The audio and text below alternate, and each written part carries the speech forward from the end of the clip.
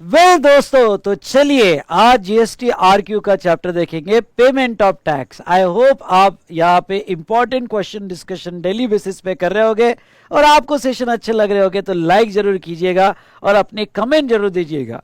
तो चलिए आज का चैप्टर होगा पेमेंट ऑफ टैक्स। इसके ऊपर के क्वेश्चंस, आरक्यू क्वेश्चन हम स्टार्ट करते हैं। तो आर यू रेडी? यस और नो? तो चलिए आप आ जाओ क्वेश्चन नंबर 7 पे। ठीक है, ये क्वेश्चन जो है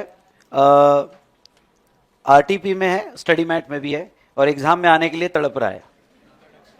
ठीक है, स्टडी मैट में भी है और आरटीपी में भी है। तो यहां पे देखो, Sahil is a supplier of taxable goods in Karnataka. He got registered under GST in the month of क्या? सितंबर। Please don't talk in between. ठीक है, and wishes to pay IGST liability for the month. Since he is making GST payment for first time, he is of view that he need to mandatorily have online banking facility to make the payment of GST. हमारे सामने regular book भी open रखना, okay, so that हम properly उसको देख के answer दे सके। उसको ऐसा लग रहा है कि वो पहली बार टैक्स दे रहा है और ऑनलाइन बैंकिंग फैसिलिटी चाहिए। Offline payment is not permitted under GST. You are required to apprise Sahil regarding various mode of deposit in electronic cash ledger. आपको सिर्फ इतना बताना है कि साहिल को ये एडवाइस करो कि कौन से मोड से तुम कैश लेजर में पैसा डाल सकते हो। Further advise him with regard to following issue.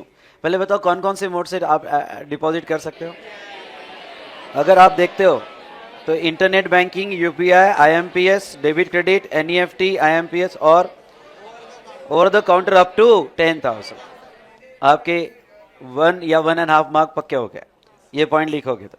ऐसे क्वेश्चंस आते हैं बेटा, थेरी है, इजी क्वेश्चंस आते हैं ये चैप्टर पे। और अगर क्वेश्चंस आए तो मार्क्स मत छोड़ना, बहुत इजी चैप्टर है। जनरली लोग जो है ये चैप्टर थेरी की वजह से बोर होता है, छोड़ देते हैं। पर अब आप जब मैं आपके साथ क्वेश्चन डिस्कशन करूंगा तो आपको लगेगा कि यार ये तो हम थोड़ा सा अगर एग्जाम के टाइम ये चैप्टर को पढ़ ले तो अच्छे से खुद ही लिख सकते हैं। ठीक है, दूसरा क्वेश्चन ही पूछा, आर मैनुअल चालान अलाउड अंडर जीएसटी? चालान नहीं, सोच गए। चालान ऑनलाइन पोर्टल की होती है या हम हाथ से लिख के डिपॉजिट कर सकते हैं? ऑनलाइन पोर्टल की, और वो है पीएमटी 06 चालान। मैनुअल चालान अलाउड नहीं है। ठीक है, तो दूसरा क्वेश्चन यहाँ पे मैनुअल और physical challan not allowed, underline करो, ये अलाउड नहीं है। आपको मैंडेटरीली जीएसटी पोर्टल पे अगर चालान का नाम देना हो तो वो भी दे सकते हो, पीएमटी 06 चालान, उससे पेमेंट करना पड़ेगा। तीसरा, what is the validity period of चालान? बिना देखे बताओ, चालान कितने दिन का? 15 डेज। 15 डेज का वैलिडिटी है चालान का। यस और नो? तो चलो आपका चालान का 15 डेज का वैलिडिटी, ये भी मार्क्स पक्के हो गए। सॉरी। उसके बाद में, is cross utilisation upon major and minor heads of electronic cash ledger is permitted? एक मिनट, क्वेश्चन को केयरफुली पढ़ो। Utilisation of electronic credit ledger और यूटिलाइजेशन ऑफ कैश लेजर, दोनों में फर्क है। क्रेडिट लेजर का यूटिलाइजेशन, आईजीएसटी का क्रेडिट, आईजीएसटी, बाकी सीजीएसटी, एसजीएसटी। कुछ याद आया क्या? वो मेथड चलती है। और दूसरा कैश लेजर का बैलेंस आप कोई भी मेजर हेड और माइनर हेड में शिफ्ट कर सकते हो, पर वो डायरेक्ट शिफ्ट होता है या एक फॉर्म होता है? कौन सा फॉर्म होता है? पीएमटी 09। कुछ याद आया क्या? एक फॉर्म से होगा। तो यहाँ पे amount entered in any minor head, tax, interest, minor, etc., and major head of electronic cash ledger can be utilized only for that liability. But okay, cross utilisation भी अलाउड है और आपको फॉर्म कौन सा देना पड़ता है? पीएमटी 09। आप शिफ्ट कर सकते हो। पहले तो आपने डिपॉजिट किया तो वही रिस्पेक्टिव हेड में होगा, लेकिन अगर आपको शिफ्ट करना है तो आप कर सकते हो और वो चालान होगा पीएमटी 09 चालान। ओके, ये समझ में आया? तो बेटा देखो, फिर से बता दूं, ऐसे क्वेश्चन है, इजी चैप्टर है। कुछ चैप्टर्स हार्ड होते हैं, कुछ चैप्टर्स टाइम पे नहीं मैनेज हो पाते हैं, तो ऐसे चैप्टर्स के मार्क्स मत छोड़ना। ठीक है, तो ये था क्वेश्चन नंबर 7 जो हमने डिस्कस किया। मेरे साथ अच्छे से पढ़ो। सर ये लिख के देखना है क्या? नहीं, ये रीड कर लेना। ओके, ये आप खुद भी लिख सकते हो, तो लिख के देखने की कोई जरूरत नहीं है, रीड कर लो, इनफ है। क्वेश्चन नंबर 8 पे आ जाओ। क्वेश्चन नंबर 8 पे आ जाओ। अब ये question CA inter RTP study mat, अगर आरटीपी में भी है स्टडी मैट में तो एग्जाम में आने के लिए तड़प रहा है। ठीक है, तो बहुत सारे क्वेश्चन एग्जाम में आने के लिए तड़पते हैं पर नंबर नहीं लगता।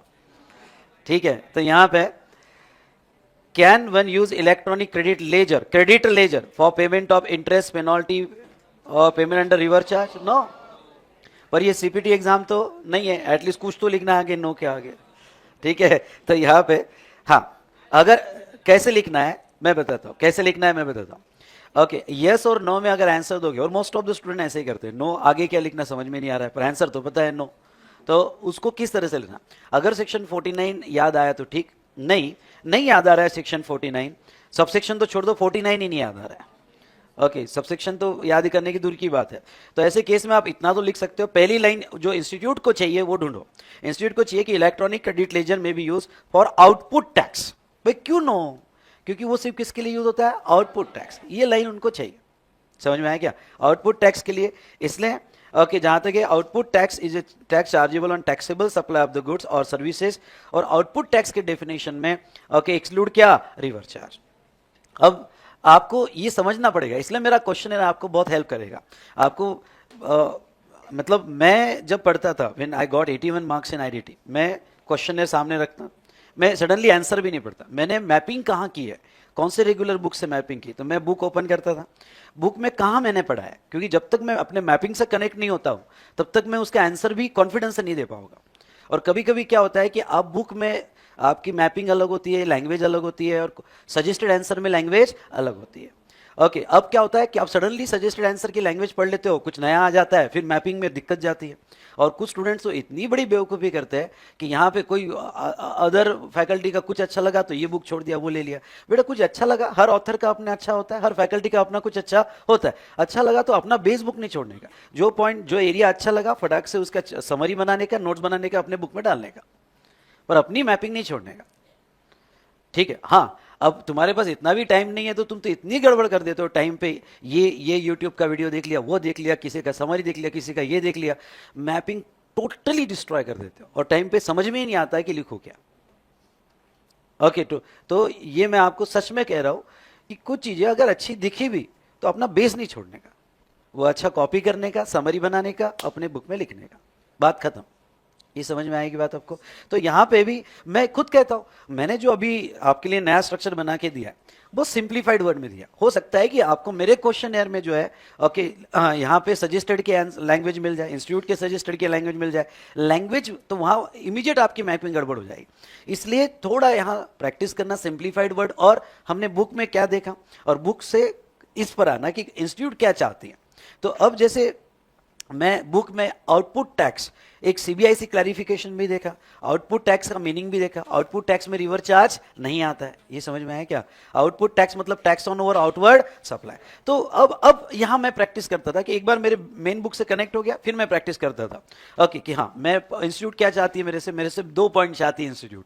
पहला कि भाई क्रेडिट लेजर किसके लिए यूज होता है, आउटपुट टैक्स के लिए, बना लिया, साइड में स्टिकी नोट्स लिख लिया कि मैं हिंदी में लिखता था कि फर्स्ट जो है मुझे पहले यहां पे ये लिखना पड़ेगा कि cash ledger only for output tax. दूसरा डेफिनेशन ऑफ आउटपुट टैक्स, ये समझ में आया क्या, डेफिनेशन ऑफ आउटपुट टैक्स। उसके बाद में नेक्स्ट मतलब उसमें स्पेशली मुझे ये लिखना पड़ेगा कि आउटपुट टैक्स में रिवर्स चार्ज नहीं आता है। ओके एंड देन उसके बेसिस पर आंसर, जो भी आंसर है तो फिर मेरा येस और नो जो भी रहेगा। उसके बाद में नेक्स्ट क्वेश्चन देखो, Suhasini is a registered software consultant. On account of her ill health, she could not provide any service during the month of क्या, October। केस को पढ़ो यहाँ पे मेरे साथ। However, she had to incur all expenses relating to her office. She paid rupees 75,000 to क्या, various vendors. Total GST involved on the goods or services procured. Procured मतलब खरीदा। Okay, procured मतलब खरीदा। Okay, of 13,500. The out of total bill paid by her, one bill 15,000 relates to security services availed by security of her office, tax on which payable under क्या, RCM। खुद ही बोल दिया RCM में है, एक ऐसी सर्विस ली जो RCM में, security services by way of supplying personnel. कुछ याद आया क्या, by way of supplying personnel, reverse charge में है, उसने सिक्योरिटी सर्विस ली। GST involve in such bill is 2,700। Suhasini is of opinion that for the month of October, no GST is payable from electronic cash ledger and she has sufficient balance of ITC for payment of GST under क्या reverse. उनका मानना यह है कि reverse उसको यहाँ पे cash ledger में कुछ पैसा डिपॉजिट करने की जरूरत नहीं है, क्योंकि रिवर्स चार्ज का जो पेमेंट आ रहा है कितना आ रहा है, 2000 बिल कितने का है 2700। इसका जो भी जीएसटी आएगा, इसका जो भी जीएसटी आएगा उसमें हम क्रेडिट लेजर यूज कर लेंगे। क्या वो अपना क्रेडिट लेजर रिवर्स चार्ज के पेमेंट के लिए यूज कर सकते हैं क्या? नहीं। पॉइंट्स वही है जो अभी मैंने एक्सप्लेन किए कि आपको पहला पॉइंट ये लेना है, दूसरा पॉइंट ये लेना है, और इस तरह से आंसर देना है। तो कभी कभी क्वेश्चन डायरेक्ट स्ट्रेट फॉरवर्ड आता है, कभी कभी वो केस स्टडी फॉर्म में आता है, ये समझ में आया? कभी कभी वो एमसीक्यू में आ जाता है। कॉन्सेप्ट वही है, बस घुमा फिरा के आपको अलग अलग मोड से पूछेंगे। ठीक है, नेक्स्ट यहां पे ये एक अच्छा क्वेश्चन था, तो ये अगर हो सके तो पॉइंट वाइज एनर में लिख के ले लेना, ये राइटिंग प्रैक्टिस में ले लो, ये आने के चांसेस है यहां पे, तो वहां W लिख लो और वो राइटिंग प्रैक्टिस में ले लो।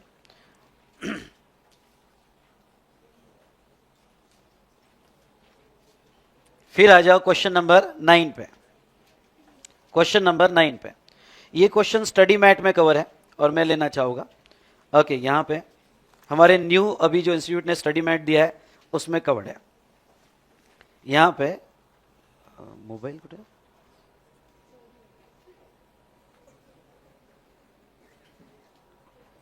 नहीं आने लगा, अच्छा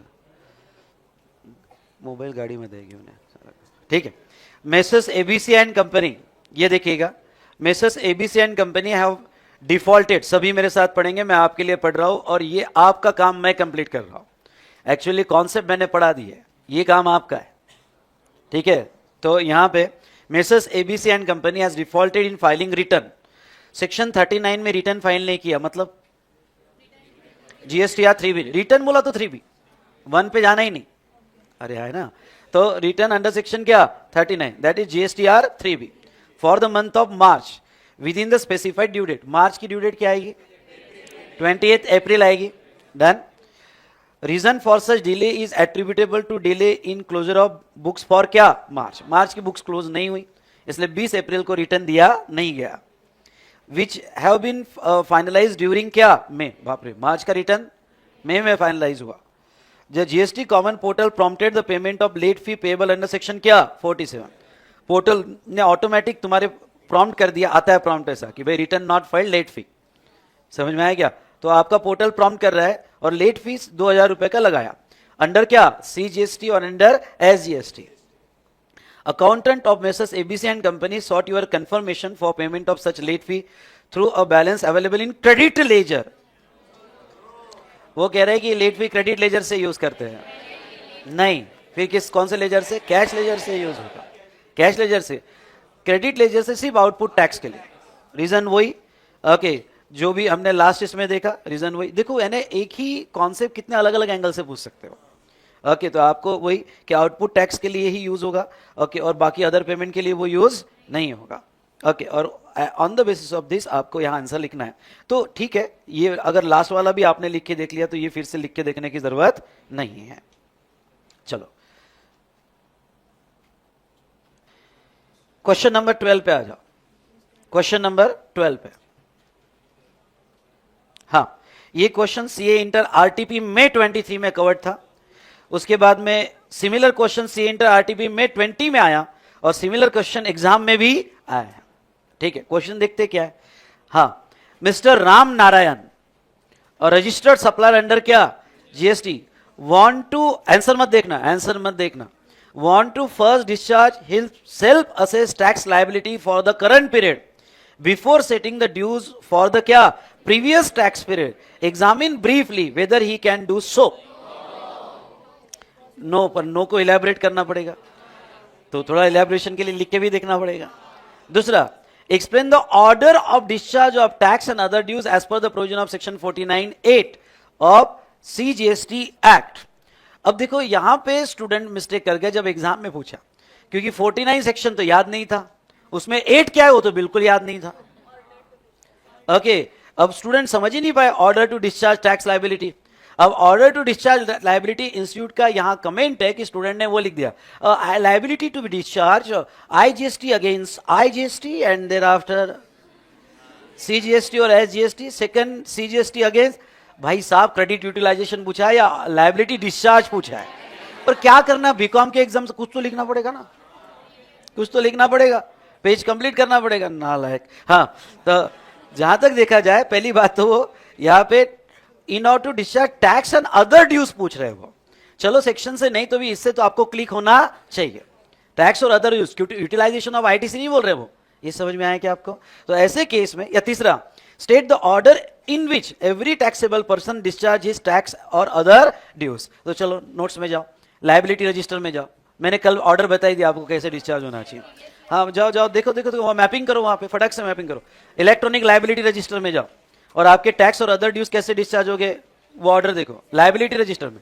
आगे वहां पे लायबिलिटी रजिस्टर में ओके क्या है, पढ़ो, 2 मिनट मैपिंग करो, फटाक से मैपिंग करो।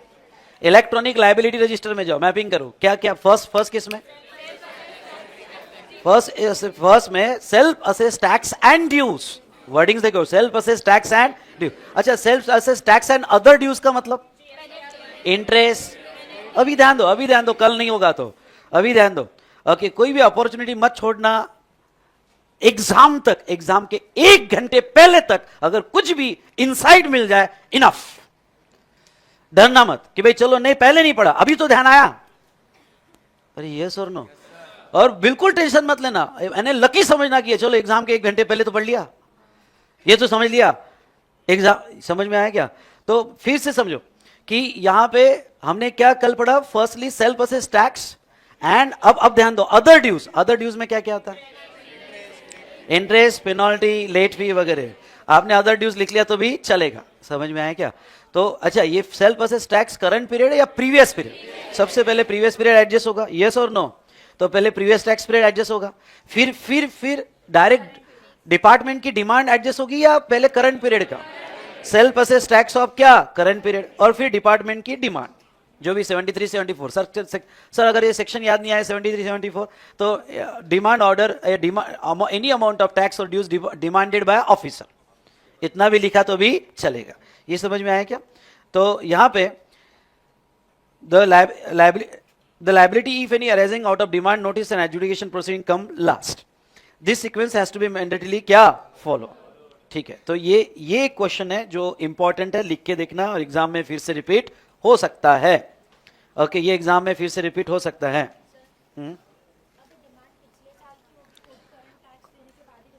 यस, वो थर्ड ही लास्ट में ही एडजस्ट होगा, यानी डिमांड 4 साल पहले की होगी, 5 साल पहले की होगी, तभी भी आपका वो तीसरे नंबर पे ही आएगा। अरे आया ना तीसरे नंबर, वो लास्ट ही ऑर्डर रहेगा, लास्ट सीक्वेंस रहेगा। चलो नेक्स्ट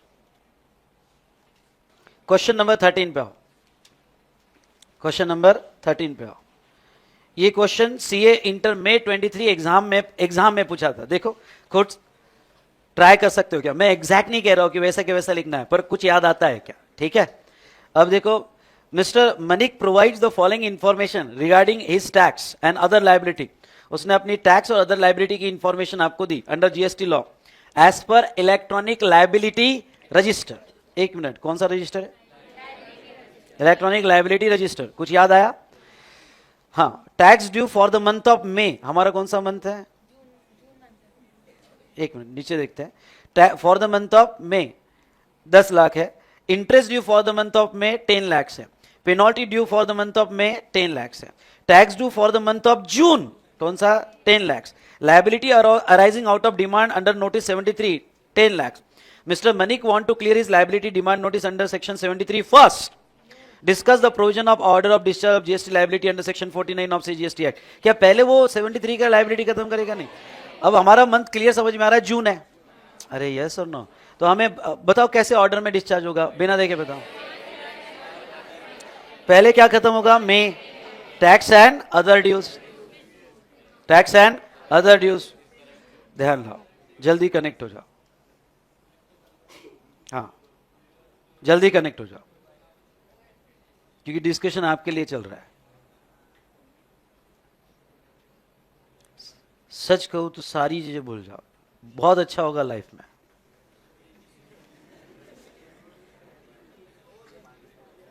ठीक है, ध्यान है?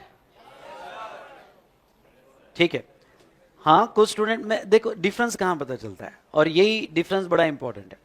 कुछ स्टूडेंट बहुत एक्टिवली इन्वॉल्व है, और जो स्टूडेंट बहुत एक्टिवली इन्वॉल्व है ना, उनको बाद में ये चैप्टर पढ़ने की भी जरूरत नहीं है, क्योंकि उनकी पूरी पूरी पूरी ये एनर्जी जो इसमें इन्वॉल्व। और कुछ स्टूडेंट्स हल्की हल्की नींद आ रही है, क्या डिफरेंस है? फिर तो भाई जब रिजल्ट आता है ना, समझ लेना कि गलती हमारी है।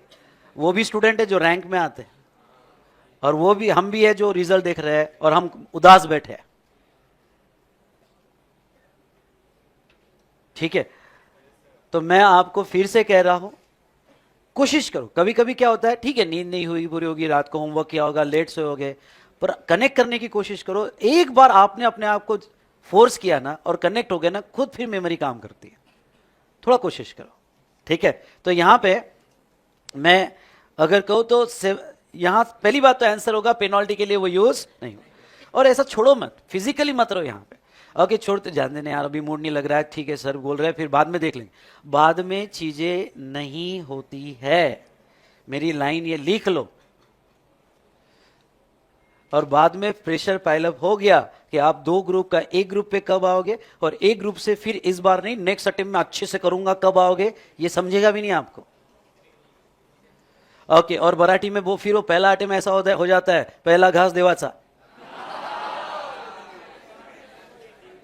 हाँ फिर क्या हो जाएगा कुछ दिन बाद, अरे पहला ही तो है, पहला घास देवाचा।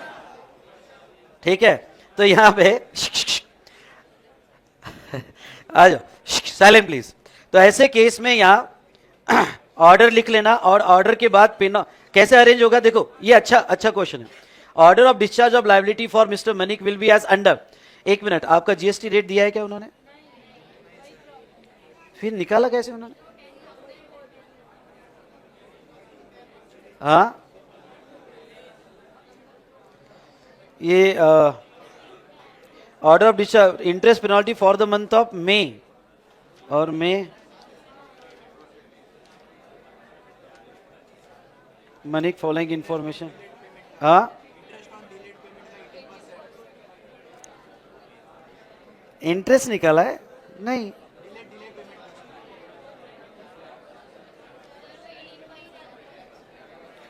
कित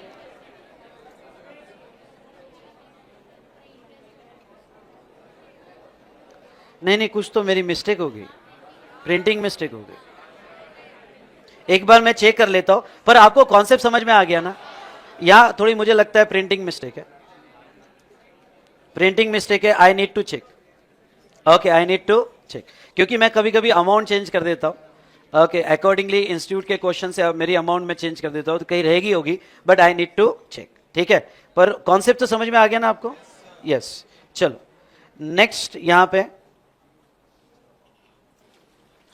क्वेश्चन नंबर 18 में, क्वेश्चन नंबर 18 में चलिए अब आपको इजी जाएगा। ये क्या बोल रहा है, एक बार मेरे साथ फिर से पढ़ो। ABC limited have filed their GSTR 3B for the month of क्या, July 20XX within the due date. एक मिनट, 3B फाइल किया जुलाई का विद इन क्या, ड्यू डेट। क्या 3B फाइल हो चुका है? Prescribe under section 39 on 20th of क्या, अगस्त। 3B फाइल हो चुका था। Post filing the return registered person has notice during the सितंबर में उसे पता चला कि 40,000 का ऐसा ड्यू है। एक मिनट, ये अमाउंट है या डायरेक्ट टैक्स ड्यूज दे दिया? ख्याल रखना, अमाउंट दिया तो इंटरेस्ट, अमाउंट का टैक्स निकाल के इंटरेस्ट लगाना पड़ेगा, और कभी कभी डायरेक्ट टैक्स दिया तो डायरेक्ट इंटरेस्ट। समझ में आया ना? Be careful. तो tax due 40,000 for the month of क्या, जुलाई, हैज नॉट बीन पेड। ठीक है, ABC Limited has paid above amount 40,000 through GSTR 3B of September 20XX file on क्या, 20th क्या, अक्टूबर। एक मिनट, वो पेमेंट जब सितंबर की ड्यू डेट थी तब पे किया, जिसमें कैश लेजर था 30 और क्रेडिट लेजर था क्या, 10। Examine the interest payable under CGST act. तो मुझे बताओ यहां पे अगर 3B फाइल हो चुका था तो इंटरेस्ट क्रेडिट के बाद आएगा या ग्रॉस पे आएगा? और ग्रॉस कितना है, 40। अरे है ना, वो 40 में से 30 कैश है, 10 क्रेडिट है, नहीं, टोटल कितने पे जाएगा, ग्रॉस। अच्छा कब से लगेगा इंटरेस्ट, बोलो? चलो इंटरेस्ट निकालना है, कब से लगेगा? इंटरेस्ट की कमेंसिंग डेट क्या होगी? जो मंथ की शॉर्ट पेमेंट है, आई रिपीट, जो मंथ का शॉर्ट पेमेंट है। कौन से मंथ का शॉर्ट पेमेंट है? जुलाई का है। जुलाई की ड्यू डेट क्या है, अगस्त 20 यानी 21 ऑफ अगस्त से, तो 21 ऑफ अगस्त से till the date of payment of tax, कब पे किया? 20 अक्टूबर को, अरे है ना, तो क्या इतने दिन का इंटरेस्ट लगेगा? Yes. Second, what would be your answer if GSTR 3B for the month of July 20XX has been filed belatedly? हमने क्या आपका आंसर चेंज होता अगर हम रिटर्न ही लेट देते? हम रिटर्न ही लेट देते, क्या आंसर चेंज होता बेटा? फिर वो 40 पे लगता है या 30 पे लगता है? 30 पे लगता है। अब इजी जा रहा है, 30 पे लगता है, ये मैं लिख के दूंगा। चलो लिखो, कैसे लिखना मैं बताऊंगा। चलो मेरे साथ लिखो, ये क्वेश्चन नंबर 18 मेरे साथ लिखो, हमारे प्रैक्टिस बुक में जाओ, और जो आज मैंने होमवर्क दिए राइटिंग वो लिख के देखना। क्वेश्चन नंबर 18 डालो। नहीं, इंटरेस्ट 20 से नहीं लगेगा बेटा, नेक्स्ट डे से लगता है, यानी इंटरेस्ट कब से लगेगा? 21 से, 21 से इंटरेस्ट लगता है।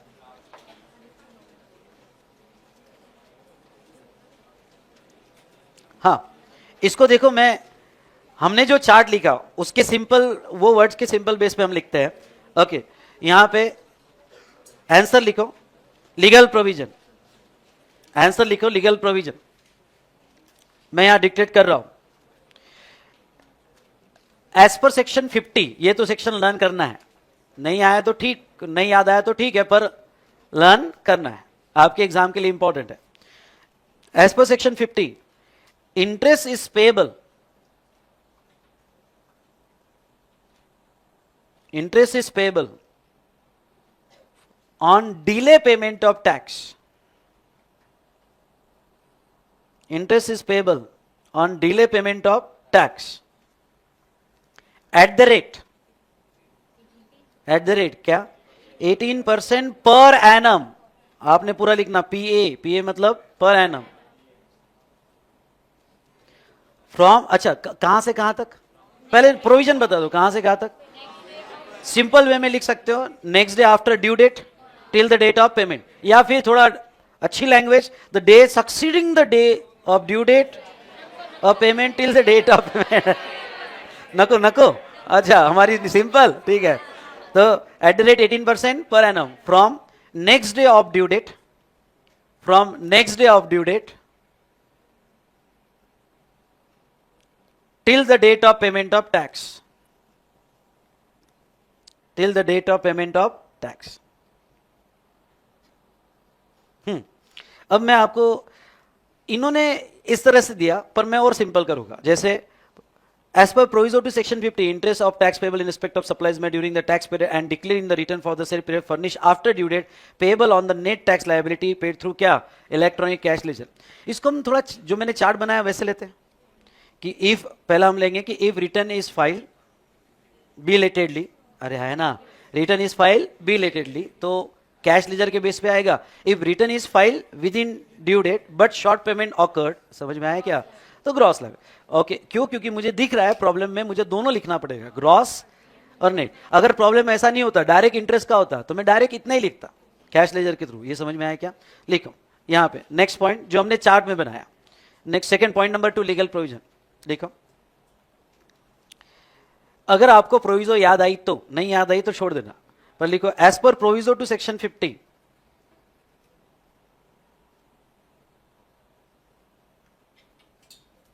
As per proviso to section 50, if delay payment, simple word में लिख रहा हूं, if delay payment of tax,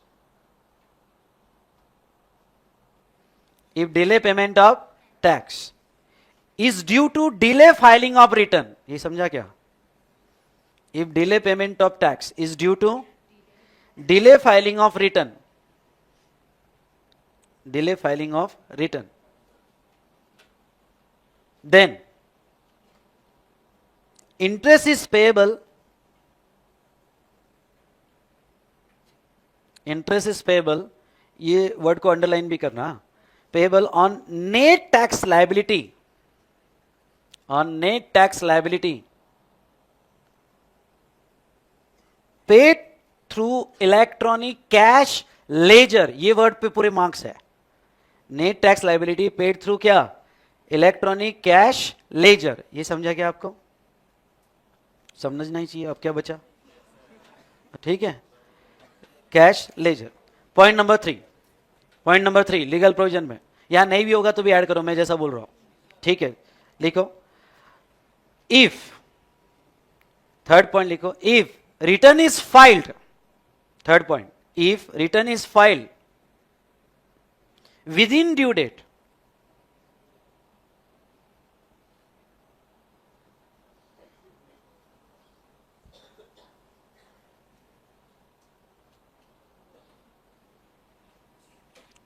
one two and three, point number three, if return is filed within due date, but short payment of tax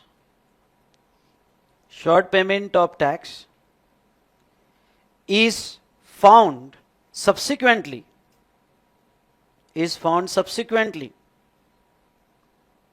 short payment of tax is found subsequently for same tax period, ये word समझा क्या, for same tax period, then interest is payable on gross GST liability,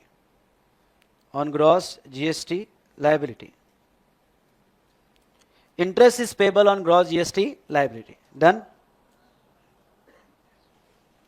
Okay. Discussion and conclusion. Next, discussion and conclusion. D and C मतलब discussion and conclusion. A लिखो. In given case, return for the month of, कौन सा था? Return for the month of July, 20XX is filed within due date,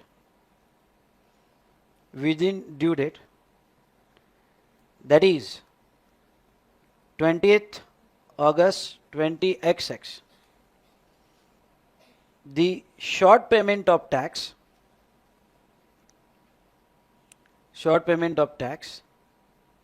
is notice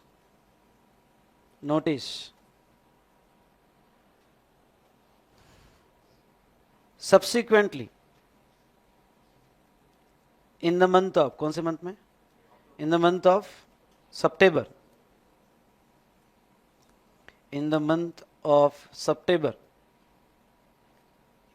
hence interest is payable on gross tax liability without ITC, without credit.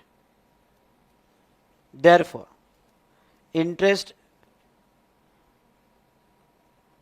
equals to, कितना amount था वो, 40,000 था ना, into 18%, into number of days निकालो, देख के मत बताओ, निकालो।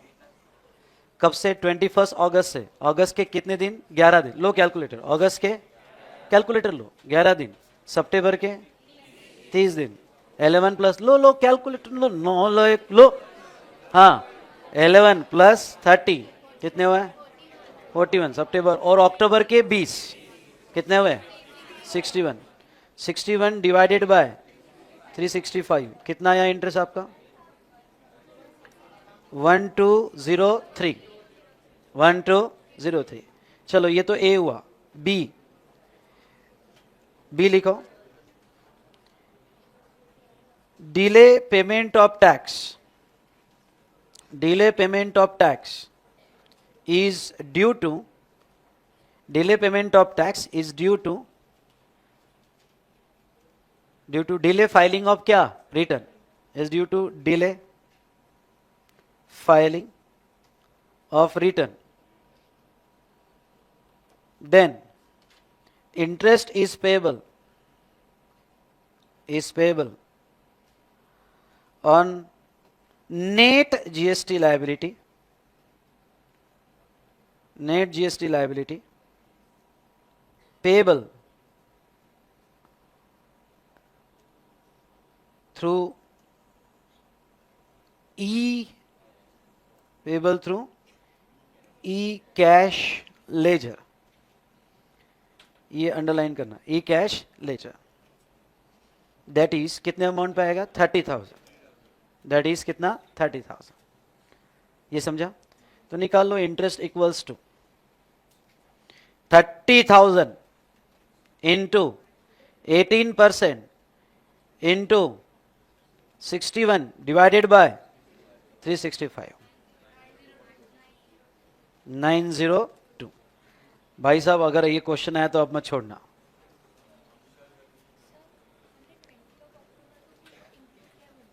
नहीं, date of payment is also date of default, date of payment is also date of default, इसलिए 20 अक्टूबर का भी दिन पकड़ना पड़ेगा। लिखना तो लिख देना, date of payment is also date of default, इसलिए वी हैव टू कंसीडर 20 अक्टूबर also for calculation of 61 days. ठीक है,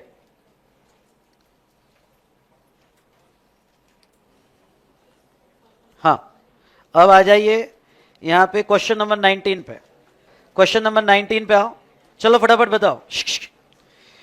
एमएनआई लिमिटेड, ये भी सीए आईपीसी जुलाई 21 में पूछा गया क्वेश्चन है। एमएनआई limited provides following details for the month of March while filing GST return of March on 20th April within the prescribed due date. They came to know that one bill of January 20XX consisting tax amount of 50,000 was not considered while filing the return of month of क्या January.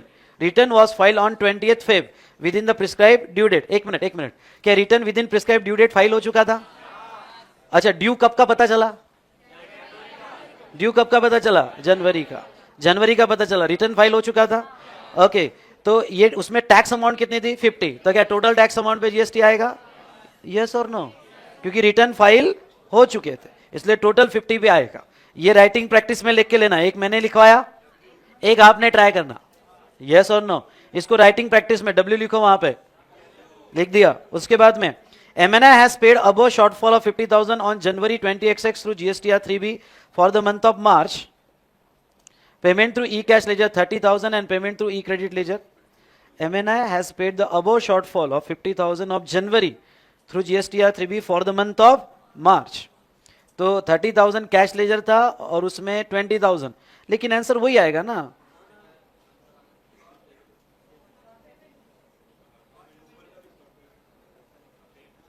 एक minute, credit ledger or MNI got notice regarding interest 50, MNI assumed that self tax paid of return were also filed timely so that not liable for payment of interest. एक minute, दूसरा इसमें उन्होंने assume किया है कि return भी, एक minute नीचे पढ़ लेते हैं। Third, MNI got the notice regarding interest payment of 50, MNI को notice I, MNI limited assumed that they paid self assessed tax, both return also filed timely so that they were not liable for payment of interest. Okay, they seek your opinion regarding whether they are liable to pay interest. पहला, if they file return for January on 20th, अच्छा, second पूछा if they file return on क्या, यानी जनवरी का return उन्होंने कब दिया? अप्रैल में। अरे है ना, रिटर्न ही डिले कर दिया। वेयर सेल्फ असेस टैक्स कितना है? 50,000, जिसमें कैश लेजर कितना है? 30, क्रेडिट लेजर कितना है? 20, then also they liable to pay interest. अच्छा, हमें आंसर इन दोनों का ही देना है, आंसर ऊपर के हिसाब से नहीं देना है, आंसर इस दोनों का ही देना है। अरे समझ में आया क्या? पहले का आंसर आएगा कि टोटल ग्रॉस पे आएगा। क्यों ग्रॉस पे आएगा? क्योंकि रिटर्न फाइल हो चुका था, लेकिन वो दूसरा चेंज कर रहे हैं। दूसरा बोल रहे हैं कि अगर रिटर्न फाइल नहीं होता और वो अप्रैल में होता, कम ऑन, वो अप्रैल में होता तो फिर हम टोटल पे देते या 30 पे देते। तो ये आंसर सेकंड का है, ये आंसर सेकंड का, समझ में आया? और हमें कितने पे देना पड़ेगा? 30 पे। I hope you understood. Okay, तो ये था रिगार्डिंग टू, ये आप सॉल्व करके देखोगे। डन? यस और नो? चलो, यहां पे ये प्रॉब्लम हमारा खत्म हुआ। हाँ, अब आ जाओ पेमेंट ऑफ टैक्स, इसी चैप्टर में क्वेश्चन एयर में टीडीएस टीसीएस सेक्शन में। चैप्टर कौन सा ओपन करना है आपको? क्वेश्चन में चैप्टर कौन सा ओपन करना है? Payment of tax. उसमें कौन सा सेक्शन ओपन करना है? TDS and TCS. उसमें आ जाओ आप यहां पे क्वेश्चन नंबर 21 में, क्वेश्चन नंबर 21। ठीक है, चलो यहां पे ये सारे क्वेश्चन मैंने जो लिए हैं ये हमारे स्टडी मटेरियल से लिए, क्योंकि एग्जामिनेशन क्वेश्चन अवेलेबल नहीं है। ठीक है, देखो, answer the following question. Who is liable to deduct tax at source?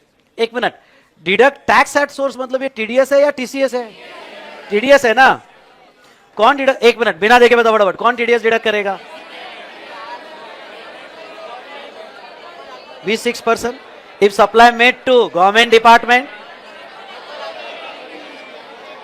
Department, local authority, government agency, government authority, society and PSU.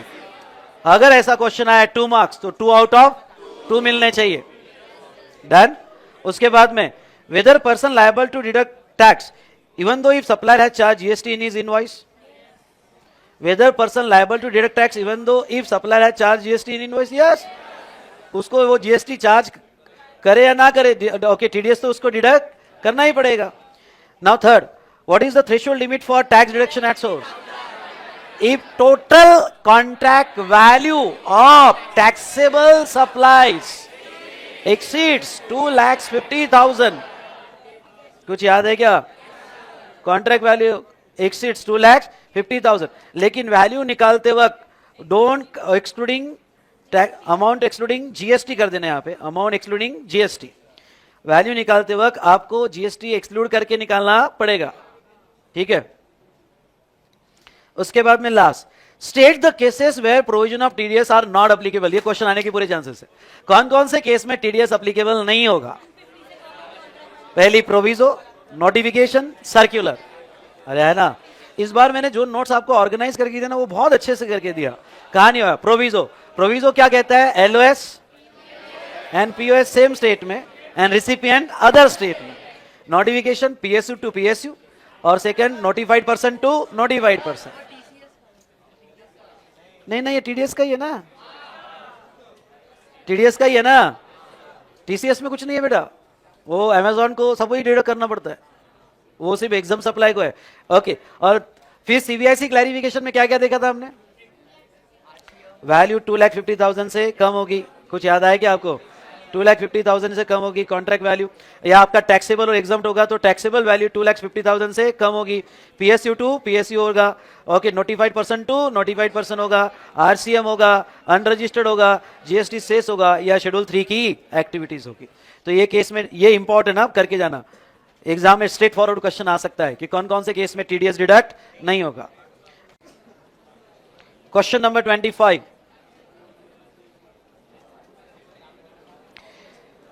there is no onus of filing any monthly or annual statement by ECO। अच्छा, हमने बहुत कुछ पढ़ा, GSTR 8, monthly statement, 9B, annual. Question बहुत simple पूछा, there is no onus of filing any monthly or annual statement by ECO, examine the technical versatility of statement by explaining relevant provision।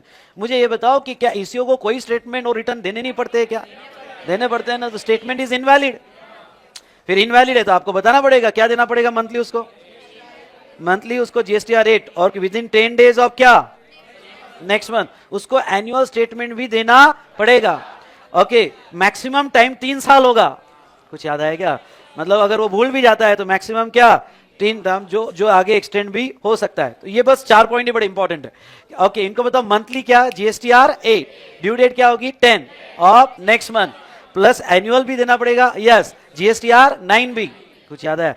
पर हमारी institute ने आपसे form expect नहीं किए हैं, सिर्फ आप मंथली स्टेटमेंट दो and annually statement. Form time पे याद नहीं भी आए तो भी चलेगा, समझ में आया? और मैक्सिमम टाइम लिमिट कब तक दे सकते हैं? 3 साल, जो फर्दर एक्सटेंड हो सकता है for okay by the commissioner. Okay, चलो इतना ही लिया इन्होंने। क्वेश्चन नंबर 26, हाँ, अब ये हम सॉल्व करके देखेंगे, ये राइटिंग प्रैक्टिस में लेंगे। आ जाओ क्वेश्चन नंबर 26 में। Come on come on come on come on come on, ठीक है। From the following information of independent cases. Underline the word independent cases. Your expert advice. Expert तो चाहिए और स्मार्ट भी चाहिए.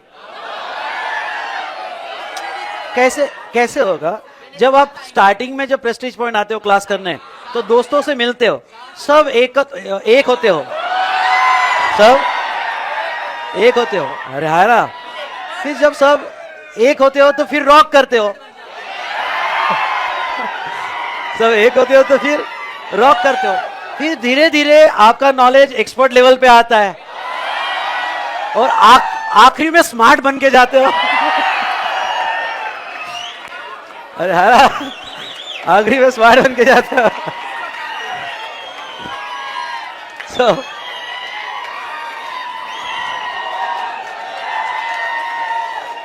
now, from the following independent cases, चलो ये question पे आ जाओ. From the following information, independent cases, your expert advice, which appropriate reasoning is sought on the applicability of क्या TDS TCS provision of the CGST Act. You shall also quantify the amount of क्या TDS TCS as the case may be if same is applicable. पहला case को carefully पढ़ना. Top fashions a designer cloth dealer और registered in the state of क्या West Bengal. Effected supply through Quick Deal electronic commerce operator. एक minute, dealer ने cloth dealer ने अपना supply of goods ECO के थ्रू बेचा. कौन से ईसीओ के थ्रू बेचा? Quick Deal. Net value of taxable intrastate supplies effected in the month of October. Net दिया मतलब रिटर्न डिडक्ट करके दिया है. हो सकता है वो आपको ग्रॉस दे और सेल्स रिटर्न भी दे, हो सकता है वो आपको नेट दे. समझ में आया क्या? तो नेट कितना?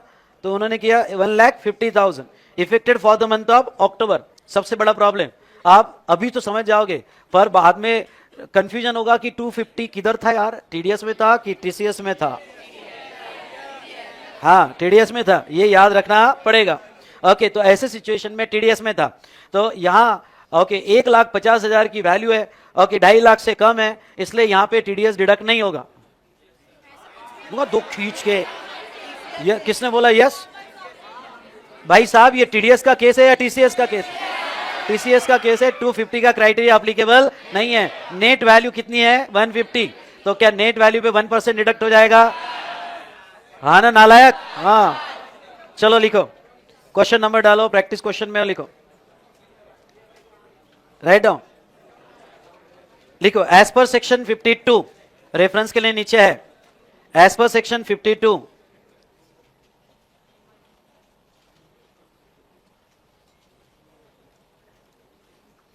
as per section 52, in case where supplies is made through ECO, in case where supplies is made through ECO,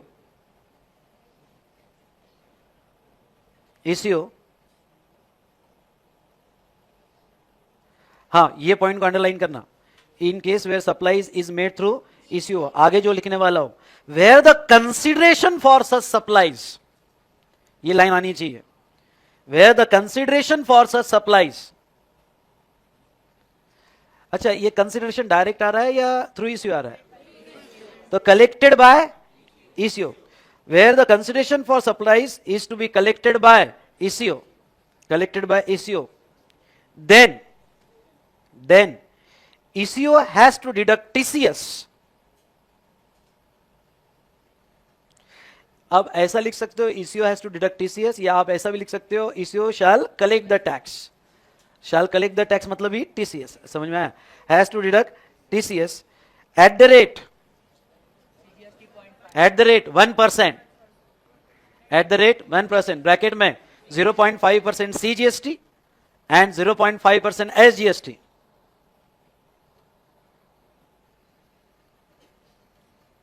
SGST done, bracket complete. अच्छा, ये 1% किसका? Of the net value of taxable supplies, of the net value of taxable supplies.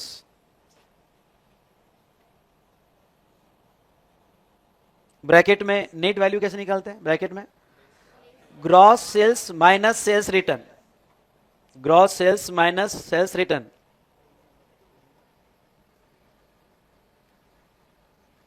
Bracket में, bracket complete, made through ECO, net value of taxable supplies made through ECO. Writing practice मैंने आपसे करवा लिया, ये points आपके इसमें आने ही चाहिए। कंसिडरेशन वाला पॉइंट, 1% वाला पॉइंट, अरे है ना, एंड नेट टैक्सेबल वैल्यू, ये 3 पॉइंट तो आने ही चाहिए बॉस, 3 वर्ड्स दिखना ही चाहिए। ठीक है, लिखो नीचे para change. In given case, in given case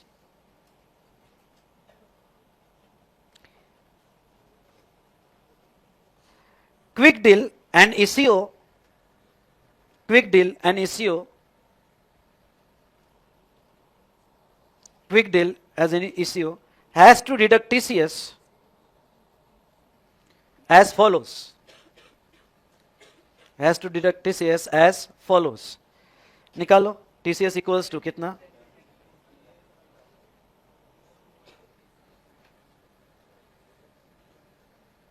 कितना आएगा,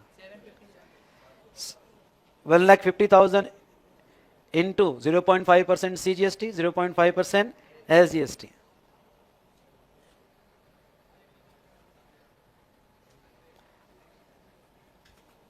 डन। हाँ, second case study, messrs super builder registered supplier in Tamil Nadu was awarded a works contract, works contract goods होता है या service, very good, works contract by government of Tamil Nadu. एक minute, super builder भी कहाँ का है, तमिलनाडु, और गवर्नमेंट भी कहाँ की है, तमिलनाडु, ठीक है, कोई प्रॉब्लम नहीं। Okay, of this value of exempt supply कितना, 1 लाख। एक मिनट, 430 में 1 लाख क्या, पहले तो मुझे बताओ क्या सुपर बिल्डर ने सर्विस गवर्नमेंट को दिया? अगर सुपर बिल्डर ने सर्विस गवर्नमेंट को दिया तो टीडीएस डिडक्ट होगा, टीडीएस डिडक्ट होगा। अच्छा, कॉन्ट्रैक्ट वैल्यू में से एग्जाम को डिडक्ट करना पड़ेगा, तो कितना बेटा है, 330। 330 है मतलब 2,50,000 से ज्यादा है। केस टीसीएस की है या टीडीएस की है, टीडीएस की है, समझ में आया क्या? यहां कंफ्यूज मत हो जाना, केस टीसीएस का है या, देखो ईसीओ दिखा कि आग बंद करके टीसीएस, और गवर्नमेंट दिखा कि आग बंद करके टीडीएस, समझ में आया? तो लिखो, as per section 51, as per section 51, if any supply of goods or services, if any supply of goods or services is made to the government, any supply of goods or services is made to the government where total contract value of taxable supply, where total contract value of क्या, taxable supply exceeds, taxable supply को underline करना, exceeds rupees 2,50,000, exceeds rupees 2,50,000, then government has to deduct TDS at the rate 2%, यहां 1 है कि 2 है, हाँ यहां 2 है, at the rate 2%, ब्रैकेट में CGST 1%, SGST 1%, समझ में आया? 2%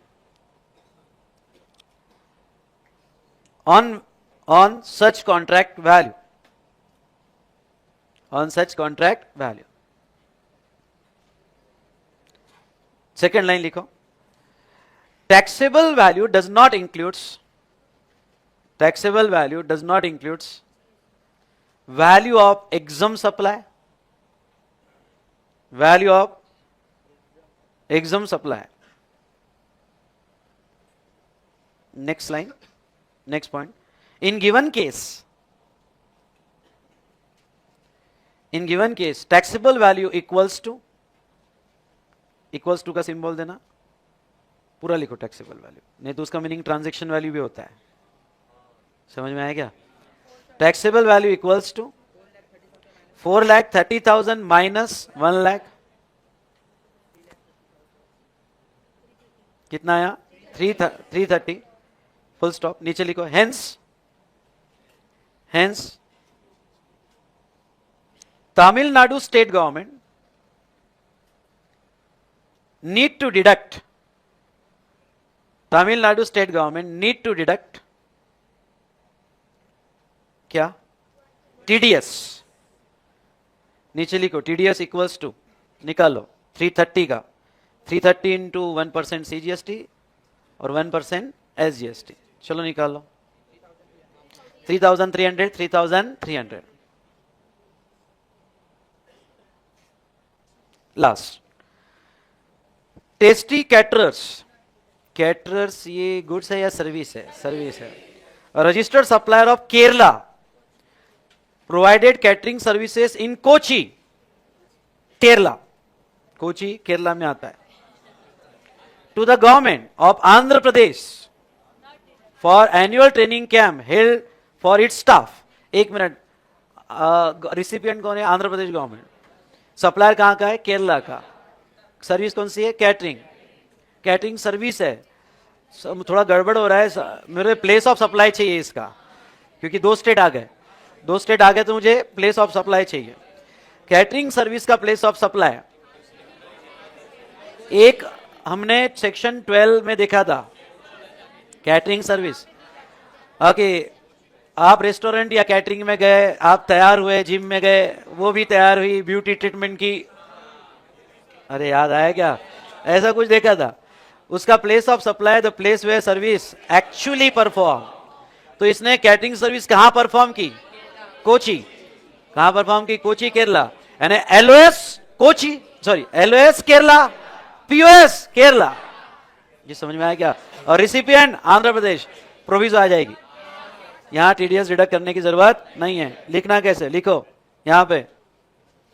ओके, लिखना कैसे? लिखो यहां पे. पहला लिखो. कोई बताएगा कैटरिंग सर्विस का कौन सा सेक्शन था? सेक्शन 12. सब सेक्शन नहीं याद है. 4 होगा कंफर्म. कैटरिंग का 12-4 है. चलो याद आता है तो. पहले 6 तो आपको याद आ जाते. 2 साल का बच्चा था, 5 साल का हुआ, अरे है ना. पहले 6 तो याद आ ही जाएंगे. ओके, जाने दो. नहीं याद आ रहा है तो सेक्शन 12 लिखो. As per section 12 of IGST act. As per section 12 of क्या? IGST act. ये कंबाइंड क्वेश्चन है प्लेस ऑफ सप्लाई और टीडीएस का. As per section 12 of IGST act, in case of catering service, in case of catering service, the place of supply, the place of supply is the place where the service is actually performed, where service is actually performed. Para change, para change. Also, as per proviso to section 51, also as per proviso to section 51,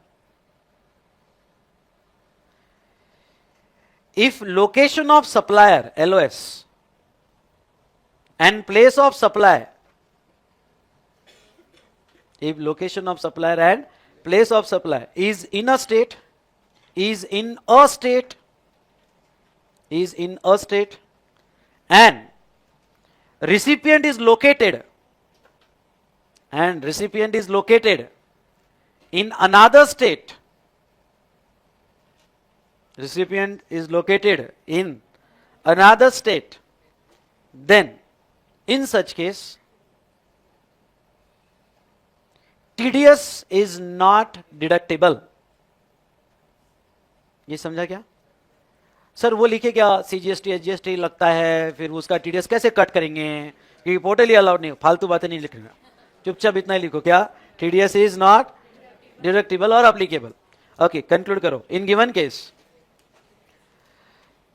case, location of supplier and place of supply, location of supplier and place of supply is in Kerala, is in Kerala.